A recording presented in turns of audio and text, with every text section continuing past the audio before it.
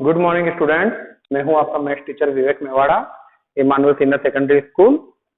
आज हम chapter number 5 जो कि कॉम्प्लेक्स नंबर था उसके बारे में हमने प्रीवियस लेक्चर में पढ़ा था। कुछ स्टूडेंट्स के डाउट थे कि सर अगर आयोटा के ऊपर नेगेटिव पावर आती है तो हम उसको कैसे सोल्व करेंगे। तो आयोटा के ऊपर अगर कभी भी नेगेटिव पावर आती है तो आपको एक बात ध्यान रखनी है कि जो हमने एक्सपोनेंट्स के रूल पढ़े थे, आयोटा की पावर को हमेशा नेगेटिव पावर को हमेशा पॉजिटिव बनाओ। तो एक आपको क्वेश्चन दे रखा है बुक में कि आयोटा की पावर -39, आयोटा की पावर -39, इसको आपको स्टैंडर्ड फॉर्म में लिखना है। तो हमने जब 9th क्लास में एक्सपोनेंट चैप्टर पढ़ा था तो एक्सपोनेंट में एक रूल हुआ करता था a की power -m is equal to 1/a की पावर m। a की power -m is equal to 1/a की पावर m। तो यहाँ पर एक्सपोनेंट का ये वाला रूल हम यहाँ पर इसको अप्लाई करेंगे। यहाँ पर मैं अब इसको 1/आयोटा की पावर 39 लिख सकता हूँ। क्लियर है ये बात आपको? तो सबसे पहले आपको जो भी नेगेटिव पावर होगी उसको सबसे पहले पॉजिटिव बनाना होगा। इस बात का आपको ध्यान देना है अगर नेगेटिव पावर आती है तो आगे आप क्या करोगे, जैसा कि मैंने आपको बताया था, जो भी पॉजिटिव पावर हो उसमें हमेशा 4 का डिवाइड करना है। तो 9 टाइम्स 36 और रिमाइंडर बचा 3। क्लियर है?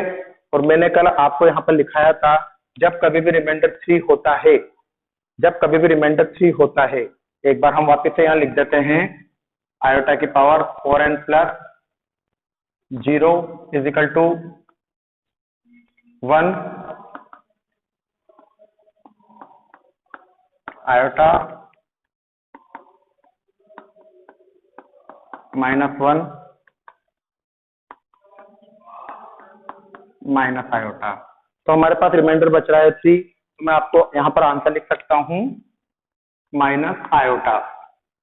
आयोटा की पावर 39 की वैल्यू हो गई माइनस का आयोटा। अब एक बात ध्यान दीजिएगा बेटा, कॉम्प्लेक्स नंबर के चैप्टर में कहीं पर भी अगर आयोटा डिनोमिनेटर में आए, आयोटा अगर कभी भी डिनोमिनेटर में आए, जैसा कि यहाँ पर हम देख पा रहे हैं कि आयोटा डिनोमिनेटर में आ रहा है, तो आपको उस आयोटा को रेशनलाइज करना पड़ेगा। कहने का सिंपल सा मतलब है कि आयोटा डिनोमिनेटर में नहीं आना चाहिए, क्योंकि जो हमने स्टैंडर्ड फॉर्म पढ़ी है उस स्टैंडर्ड फॉर्म में आयोटा हमेशा न्यूमरेटर में होता है, आयोटा हमेशा न्यूमरेटर में होता है। तो स्टैंडर्ड फॉर्म के अकॉर्डिंग हमको आयोटा डिनोमिनेटर में नहीं लाना है। तो हम क्या करेंगे, हम रेशनलाइजेशन करेंगे और आयोटा को कहां पर लाएंगे, न्यूमरेटर में। तो रेशनलाइजेशन आपने 9th क्लास में पढ़ा था, आयोटा से ऊपर और नीचे डिवाइड कर दिया। रेशनलाइजेशन का कंसेप्ट पता है, अपोजिट साइन से ऊपर और नीचे मल्टीप्लाई कर देते हैं। तो आयोटा को 1 से करा तो आयोटा माइनस की जगह माइनस, और ये हुआ iota square, iota square, iota की जगह आयोटा, माइनस की जगह -1, आयोटा स्क्वायर की वैल्यू -1, तो आयोटा अपॉन 1 बचा। तो मैं कह सकता हूं कि जो आयोटा की पावर -39 है उसकी वैल्यू है आयोटा। क्लियर है? Is clear student? तो इस बात का ध्यान दीजिएगा कि नेगेटिव पावर को हमेशा सबसे पहले पॉजिटिव बनाना है, उसके बाद अगर डिनोमिनेटर में आयोटा होता है तो उसको हमको रेशनलाइजेशन करना होता है। क्लियर है ये वाला क्वेश्चन आपको? अब नेक्स्ट क्वेश्चन जो कि क्वेश्चन नंबर 8 है, ये वाला क्वेश्चन नंबर 3 था, अब क्वेश्चन नंबर 8 डिस्कस करेंगे। क्वेश्चन नंबर 8 में आपको दे रखा है कि 1 माइनस आयोटा की पावर 4, आपको दे रखा है क्वेश्चन नंबर 8, 1 माइनस आयोटा की पावर 4 को स्टैंडर्ड फॉर्म में कन्वर्ट करिए। तो 1 माइनस आयोटा की पावर 4 को स्टैंडर्ड फॉर्म में कन्वर्ट करना है, तो उसके लिए हम यहाँ पर देखिए क्या करेंगे। सबसे पहले इसको हम तरीके से लिखेंगे। हमको पावर 2 का फॉर्मूला पता है, अगर यहाँ पावर 2 होती तो हम a square plus 2ab plus B square लगा देते, पावर 3 होती तो भी हमको पता है, 10th क्लास में हमने फॉर्मूला पढ़ा था। अब पावर 4 है, तो पावर 4 के लिए हम इसको क्या करेंगे, सबसे पहले यहां पर इसको पावर को तोड़ लेंगे। आपने पढ़ा होगा ए की पावर m की होल पावर n बराबर ए की पावर m इंटू n होती है। तो मैंने 4 को तोड़ा, 2 इंटू 2, तो एक 2 नीचे और एक 2 ऊपर। क्लियर है। अब यहाँ पर a माइनस बी का होल स्क्वायर का कंसेप्ट लग रहा है, a माइनस बी का होल स्क्वायर। तो a माइनस बी का होल स्क्वायर होता है a square plus B square minus का 2 A B, A square plus B square minus 2ab। तो यहां पर एक बात हमेशा ध्यान देना, कॉम्प्लेक्स नंबर चैप्टर में आपको आयोटा की वैल्यू √-1 कभी भी नहीं पुट करनी है। आयोटा की जगह पर हमेशा लाइफ में आयोटा ही रहेगा। हाँ, अगर iota square, iota cube, iota 4, iota 5, iota 6 कुछ भी आए तो आपको उसकी वैल्यू रखनी है, आयोटा एज इट इज रहेगा, क्योंकि जो हमने स्टैंडर्ड फॉर्म पढ़ी है उसमें आयोटा होता है।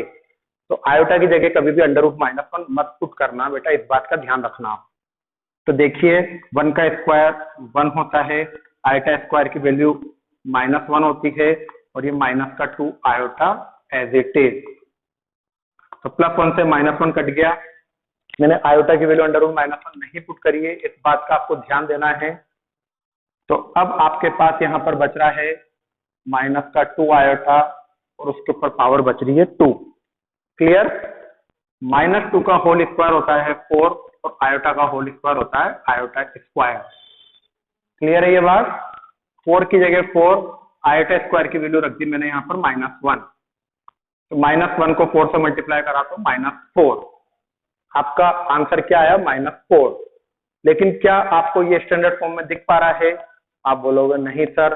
तो मैंने आपको एक बात बोली थी कि अगर कभी भी रियल पार्ट आता है तो आप उसको क्या बोलते हो, प्योरली रियल। तो ये आपके standard form purely real I है। तो आप इसको तरीके से कैसे लिखोगे, z = -4 + 0 आयोटा। तो हमने जब इस क्वेश्चन को स्टैंडर्ड फॉर्म में कन्वर्ट करा तो हमारा आंसर आया -4 + 0 आयोटा। तो 1 माइनस आयोटा की पावर 4 को जब हमने स्टैंडर्ड फॉर्म में लिखा तो हमारा आंसर है -4 + 0 आयोटा। ये आपका क्वेश्चन नंबर 8 है, पावर 4 वाला। इसको आपको कॉपी में करना है, और जो बच्चा वर्क नहीं कर रहा है प्लीज वो वर्क सेंड करके भेज दे, क्योंकि आपकी अटेंडेंस जो होगी वो मैं स्टार्ट करने वाला हूं। तो आपको जो भी वर्क भेजना है, जैसे मैंने आज आपको पढ़ाया है, तो आप आज के आज वर्क मत भेजिए। आपको जो नेक्स्ट डे मिलेगा उस नेक्स्ट डे में सुबह 8 बजे से 1 बजे तक के बीच में आप अपना वर्क सेंड करिए। उसके बाद 1 बजे के बाद मैं उसको एडमिन बंद कर दूंगा, उसके बाद आप वर्क नहीं भेज पाओगे। तो इस बात का आप ध्यान रखिएगा स्टूडेंट। नेक्स्ट क्वेश्चन पावर 3 का है। तो पावर 3 के क्वेश्चन को सोल्व करने के लिए हमको आइडेंटिटी पता होनी चाहिए। 9th क्लास में हमने आइडेंटिटी पढ़ी थी।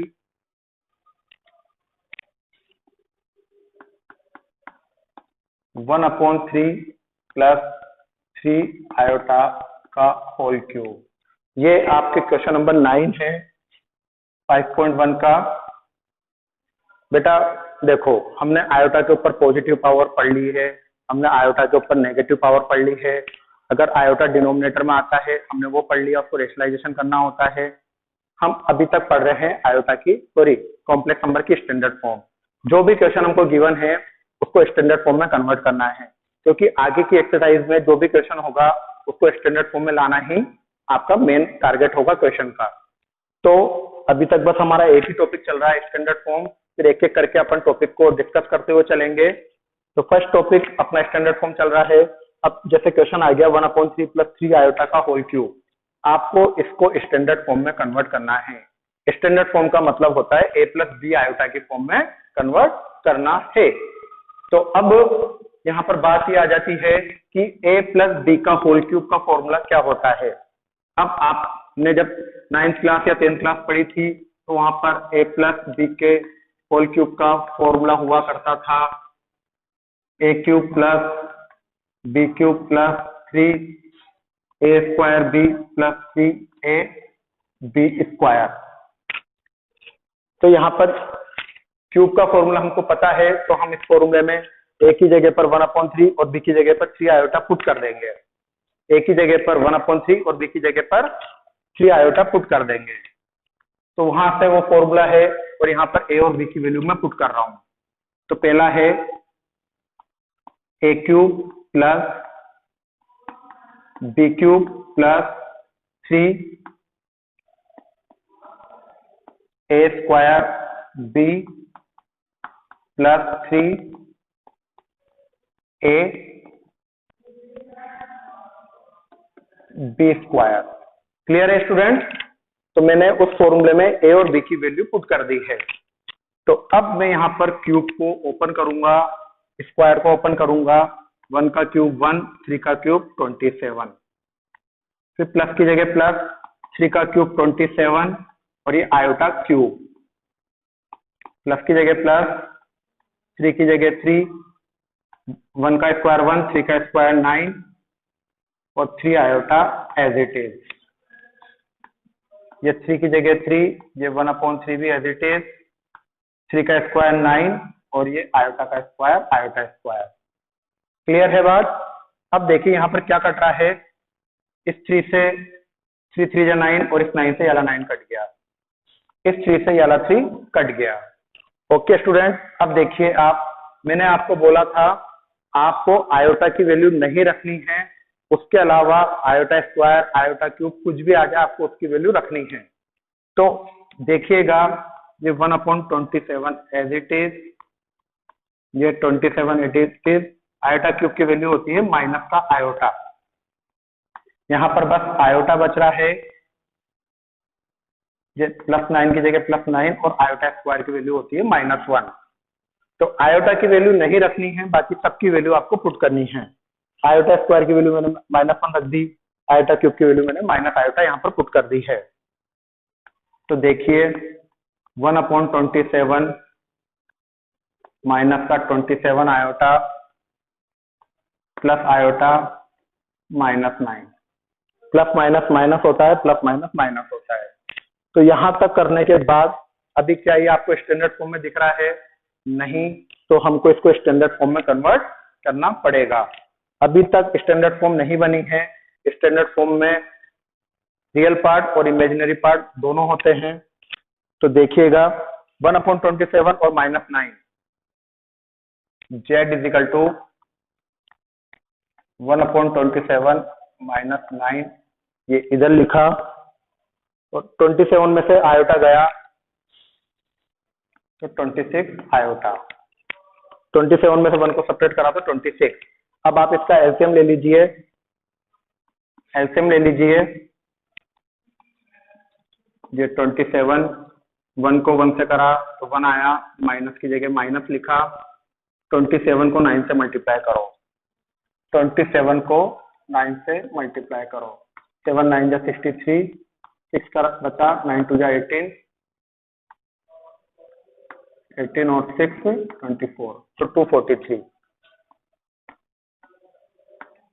माइनस का 26 आयोटा, तो ये बचा माइनस का 242/27 माइनस 26 आयोटा। तो आपका ये स्टैंडर्ड फॉर्म बन गया है a प्लस बी आयोटा। तो यहाँ पर a की वैल्यू मुझे -242/27 दिख रही है, आयोटा से आयोटा कंपेयर हो रहा है, और b की वैल्यू -26 दिख रही है। तो आप जब क्वेश्चन करो तो स्टैंडर्ड फॉर्म में क्वेश्चन को कन्वर्ट करना होता है। ये हमारा स्टैंडर्ड फॉर्म खत्म होता है। अब जो मैं आपको नेक्स्ट लेक्चर में बताऊंगा वो आपको बताऊंगा multiplicative inverse of a complex number. Multiplicative inverse of a complex number क्या होता है, ये हम आपको नेक्स्ट लेक्चर में डिस्कस करेंगे। अब आज का जो आपका होमवर्क है वो 5.1 के क्वेश्चन नंबर 1 से लेकर क्वेश्चन नंबर 10 तक के आपको क्वेश्चन करने हैं। इसके अलावा 11, 12, 13 मल्टीप्लिकेटिव इनवर्स के क्वेश्चन है जो मैं नेक्स्ट लेक्चर में बताऊंगा। क्वेश्चन नंबर 14 है, वो भी आपका होमवर्क है। आपको इन 5.1 के क्वेश्चन नंबर 1 to 10 और क्वेश्चन नंबर 14 को करना है और उसका करने के बाद मुझे फोटो खींच के सेंड करना है। तो ध्यान दीजिएगा, आज का आपका होमवर्क है तो मैंने आपको बता दिया है। नेक्स्ट टर्न आपका मल्टीप्लिकेटिव इनवर्स का होगा। Okay, good bye students, have a nice day.